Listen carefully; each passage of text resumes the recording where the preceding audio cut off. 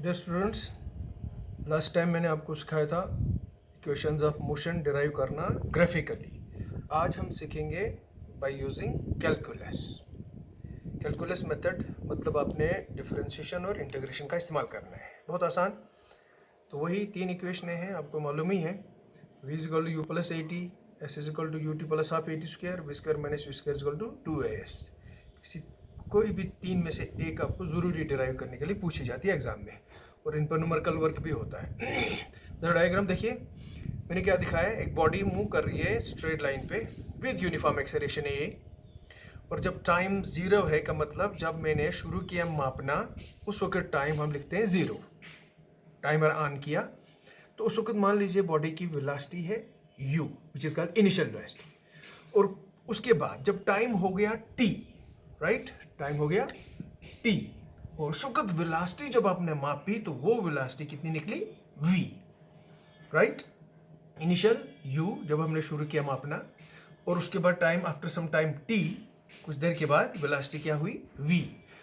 इस टाइम में बॉडी ने कितना डिस्टेंस कवर किया, मान लीजिए s, और body is moving with uniform acceleration a।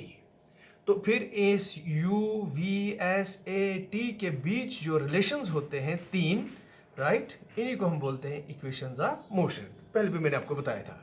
अब ये रिलेशन कैसे डिराइव किए जाते हैं, हमें कैलकुलस यूज करनी होगी, तो वन बाय वन हम इनको डिराइव करेंगे। तो लीजिए हम शुरू करते हैं पहली इक्वेशन डिराइव करनी। v is equal to u plus a t, यानी आपने प्रूव करना है v क्या है, फाइनल वेलोसिटी, कि फाइनल वेलोसिटी किसके बराबर होती है, initial velocity plus multiple of acceleration and time taken, right. तो हम देखिए शुरू कैसे करते हैं। हम बच्चों शुरू ऐसे करते हैं, हम लिखेंगे, हमें मालूम है, हम एक्सेलरेशन की डेफिनेशन से शुरू करते हैं। हमें मालूम है कि एक्सेलरेशन होती है किसके बराबर, rate of change of velocity, change in velocity per unit time. वही लिखते हैं ना, जब वेलोसिटी चेंज हो जाए टाइम के साथ पर यूनिट टाइम, जब हम चेंज इन वेलोसिटी नोट करते हैं, that gives us acceleration. It can be positive acceleration, can be negative acceleration. जैसे आप घर से निकलते हो, वेलोसिटी बढ़ाते हो ना, तो उसका मतलब आप पॉजिटिव एक्सेलरेशन उस वक्त होती है। जब आप घर पहुंचते हो, वापस आए घर बाजार से या स्कूल से कहीं से भी घर की तरफ आते हैं, तो बोलो आप वेलोसिटी बढ़ाते हो कि घटाते हो, आप घटाते हो, तो उसका मतलब उस वक्त आपकी एक्सेलरेशन नेगेटिव होती है। और अगर एक पॉइंट से दूसरे पॉइंट अगर आप वेलोसिटी ना बढ़ा रहे हो ना घटा रहे हो, उस वक्त आपकी एक्सेलरेशन क्या होती है बच्चों, जीरो, राइट। हाँ, ना बढ़ रही है ना घट रही है, एक जैसी होती है, आप एक्सेलरेट नहीं कर रहे हो। तो हम शुरू करते हैं, देखिए कैसे। We know acceleration is rate of change of velocity, उसको लिखते हैं dv by dt। This is called differential form of acceleration. dv हो गया बच्चों यहाँ स्मॉल चेंज इन वेलोसिटी, और वो जो स्मॉल चेंज इन वेलोसिटी जो है वो कितने टाइम में हुई, वो स्मॉल टाइम मैंने लिखा dt। सो ये है, इसको हम लिखते हैं acceleration is equal to rate of change of velocity. यहां से बच्चों अब देखो हम मैं कैसे डिराइव करूंगा ये पहली इक्वेशन। तो इसके लिए हम क्या करेंगे, यहां बच्चों करो क्रॉस मल्टीप्लाई, बहुत ही easy. a into D T is equal to D V, right. Further बच्चों राइट हैंड साइड को पहले लिखो LHS की जगह, और LHS को ले जाओ RHS की जगह। Implies dv is equal to a dt, ठीक। अब यहां बच्चों जरा एक पॉइंट याद रखना, आपने v हासिल करना है, आपके पास dv है, तो याद रखना अगर मैं इंटीग्रेट करूंगा तो dv से मैं हासिल कर सकता हूं v, राइट। एक फार्मूला हमने इंटीग्रेशन में एक फार्मूला होता है, वो होता है integral dx is equal to x। मैं ये यूज करूंगा इसके लिए, तो बोलो इंटीग्रल dv होता है v। दैट मीन्स मैं पहुंच गया ऐसी जगह कि जहां से मैं v हासिल कर सकता हूं, तो मैं यहां इंटीग्रेशन का इस्तेमाल करूंगा, राइट। तो यहां इस साइड इंटीग्रल dt की जगह आपको क्या हासिल होगा, t। तो चलिए ये फार्मूला मैं यूज करूंगा, मैं लिखूंगा यहां इंटीग्रेटिंग बोथ साइड, क्योंकि मैंने कैलकुलस यूज करनी है। मैंने पहले ये जो एक्सेलरेशन का फार्मूला, ये डिफरेंशियल फार्म कहलाता है एक्सेलरेशन का, तो यहाँ डिफरेंशियल कैलकुलस यूज हुई। अब मैं इंटीग्रेशन का इस्तेमाल कर रहा हूं, तो इंटीग्रल कैलकुलस यूज हो रही है, इंटीग्रेटिंग बोथ साइड, राइट। तो ऐसे लिखते हैं इंटीग्रेशन, ये लंबा एस सिंबल है इंटीग्रेशन का। इंटीग्रेशन मीन समेशन, तो ये s जैसा है, s को खींचो तो ये बनता है, तो ये सिंबल है इंटीग्रेशन का dv, यहां से इंटीग्रल a इंटू dt। लेकिन बच्चों सुनो जरा, आप यहां फिगर में आ जाओ, फिगर की तरफ देखो। जब टाइम 0 है तो वेलोसिटी आपकी क्या है, लिखी हमने u, और जब टाइम t हो गया तो वेलोसिटी है आपकी v। तो ये आप माइंड में रखिएगा, यहां लिखेंगे when time is 0 velocity is equal to u।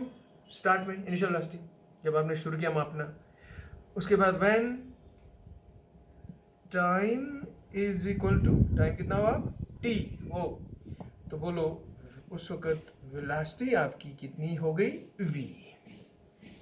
तो ये जो है बाउंड्री कंडीशंस कहलाती है, मैं इनका इस्तेमाल करूंगा यहाँ इंटीग्रेशन में। देखिए यहाँ वेलोसिटी निकाल रहे हो तो मैं यहाँ लिखूंगा u और यहाँ पे लिखूंगा v। लिमिट्स कहलाती हैं, लोअर लिमिट अपर लिमिट। कहाँ वेलोसिटी कहाँ से कहाँ चेंज हो रही है, u से v, u से v वेलोसिटी आपकी चेंज हुई। और इस RHS में देखो एक्सेलरेशन तो कांस्टेंट है, इंटीग्रेशन किसका करोगे dt का, और टाइम चेंज हो रहा है 0 से t, तो यहाँ लिखूंगा लोअर लिमिट में 0 और अपर लिमिट में t। ओके, चलिए करिए formula use. What is integral dv, जैसे what is integral dx x, what is integral dv, यहाँ लिखा मैंने v, तो ये आएगा v, लेकिन चुनाचे लिमिट्स हैं u टू v, तो लिमिट्स लगाने के लिए हम ऐसे बार लगाते हैं, माड लगाते हैं जिसको बोलते हैं, और u लिखेंगे यहाँ और v लिखेंगे यहाँ, लोअर लिमिट यहाँ अपर लिमिट यहाँ।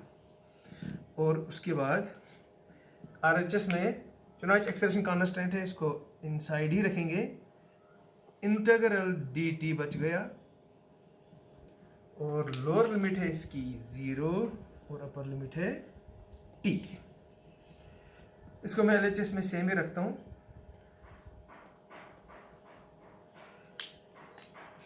v lower limit upper limit.